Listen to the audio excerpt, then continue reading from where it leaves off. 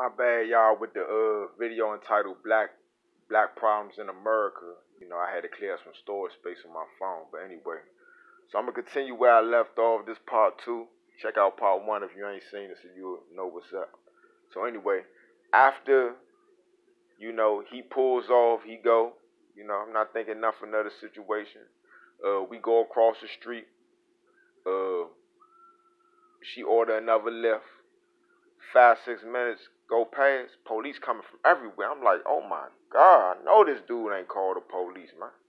But what I gotta do is understand that, we are all individuals. And everybody is different, no matter how many similarities you might have, you know. Everybody don't think the same. So, in my opinion, no foul, no harm. It's no reason for you to call the police. And I never would have guessed from the way he was talking. He just ain't seem like the type of guy that would have called the police. But anyway, so the police pulls up. They press me out or whatever. I tell them, my side of the story. They ask me if I got weapons. I say I got the knife for him. He said, you don't got no gun? I don't got no gun. I had a knife. I never pulled it out. I just, he might have seen the handle of it or something. It's black. He might have thought it was a gun. It's not a gun. I got a knife. They took the knife from me. They gave it to her. They put me in handcuffs. I ended up getting my knife back from her. They gave it to her because they locked me up and, let her, the girl I was with, let her go or whatever. So anyway, so they put me on the curb. They had me in handcuffs. So now they was about to let me go. But, a guy was talking. He came to the police and asked him some type of questions or something. He was asking him something, but when it was like 1 a.m, you know what I'm saying? So they flashed the light on him, and the light illuminated the area that was behind them, and it was like some bushes, and that's when they seen the gun, cause this bammer was like asking them questions. So when they see the gun, when they pulled up, ain't nobody expect the police to come. In all actuality, I ain't have time to throw nothing when they pulled up. One car that they pulled up behind, they pulled off as soon as the police pulled up behind them. Then it was like 4-5 other people outside. They was talking. In actuality, you found a gun. The gun was behind the person you was talking to. So how you just gonna find a gun and say it's mine, man? You know what I'm saying? I told you I had a knife for me. You took the knife. I got the knife back. You know what I'm saying? And that's just the type of stuff, we going through. It's crazy. So, man, it's crazy, man. Black problems in America. So they gave me a $75,000 bond for that. So I found a 1% lawyer, which would have been $750, but she said because your bond's so high, I had to pay a stack up front. I did that. And then I was on a payment plan paying $200 every 2 weeks until the balance of the $7,500 got taken care of. That's done now. I paid $1,500 for a lawyer. She got it thrown out in the lower court. She said if they try to bring it back up, call me. I got you. She was so, I loved her confidence. Paid $1,500 for that. So then, man, this is crazy, man. It's crazy. So it's my life, man. I don't got no luck. So then another situation, and this all ties together. So I'm with a female friend of mine. We go to Malcolm X Park uptown. You know what I'm saying?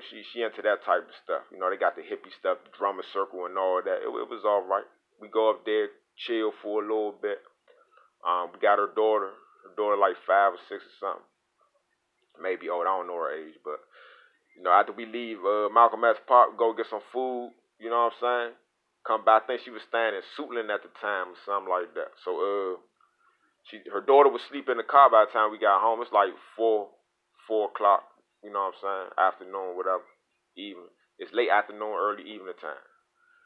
So she goes in and let her daughter, take her daughter in the house, put her in the bed, whatever. She come back to the car, she rolled the J up or whatever. So we once again, we minding our business. Not bothering nobody. We just sitting, Got the music turned low. Got the setting. You know what I'm saying? It's summertime. We cooling. She smoking a little J or whatever. It's a female. This happened a few times in the DMV to a few different women, but I think this is one of the latest times this happened. This female, a guy had threw some gasoline on and set on fire with her, so she real disfigured. So that disfigured woman, she got a truck, so she pulls up beside us. I'm not even paying no attention. I'm like, I'm minding my business. I'm not thinking about them.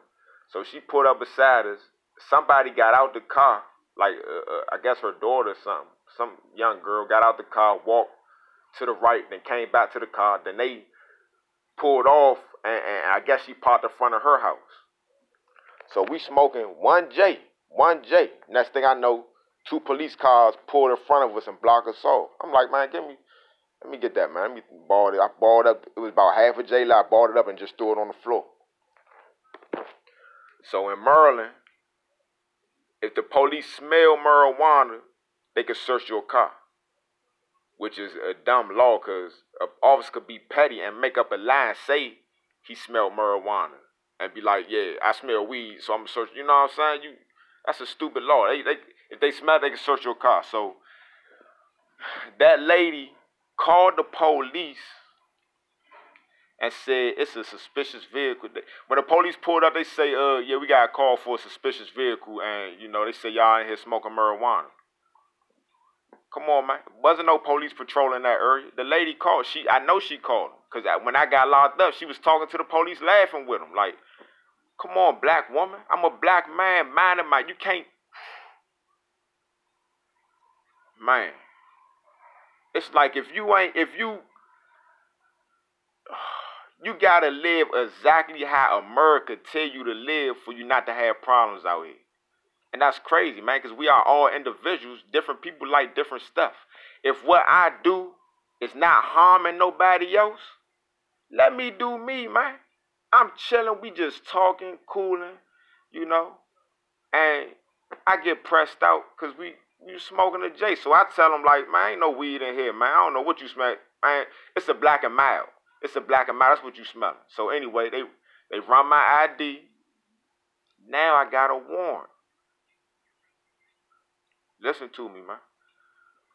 When the case with the guy, it got nolle prosequi, however they say it, in a smaller court. It got picked up in a higher court, but they issued me out a court date when it got picked up, and they never melted to. I never knew nothing about the court date. The bondsman that I'm paying the $7,500 to, they ain't know nothing. No bondsman come get you. You miss your court date. They knew nothing about it. You know what I'm saying? So they locked me up for the warrants. It was like a week and a half after the 4th of July. I still had fireworks left over in my trunk. They locked in my trunk. They searching my car. They opened my trunk.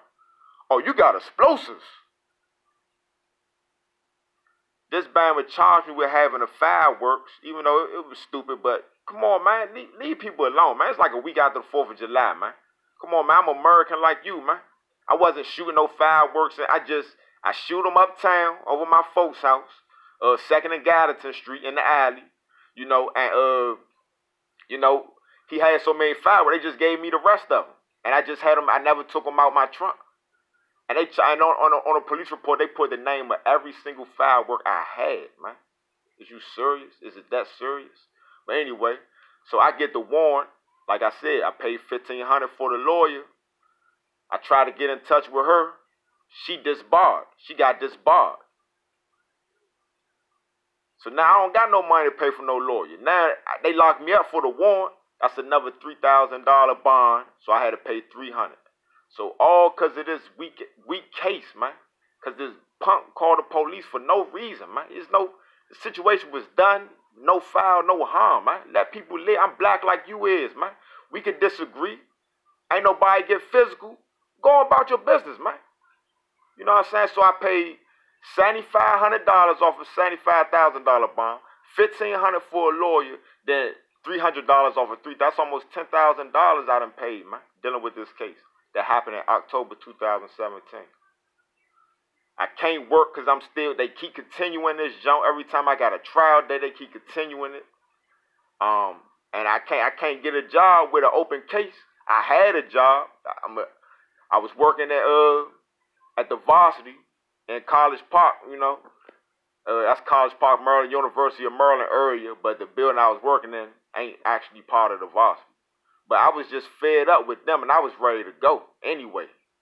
But I ended up getting another job. I told her, I was like, a dude that used to work at the Varsity with me, Big Sean, he work in Regency Point now. He was hitting me because they need help, and he know that I'm like that, and he know my work ethic. So he like, man, I'm telling you, come up here with me, man. I'm telling you, man, we need you.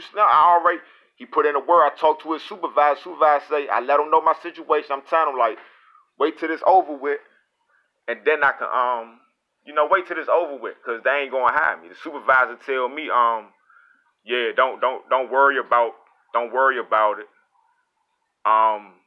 They not gonna do no background jump. And, I work for it. And, I should have just stayed where I was at. And that's crazy. But that's what it is. And, yeah. What's up, there? Yeah. So, I don't want these videos to be too long. Stay tuned for part 3. All right.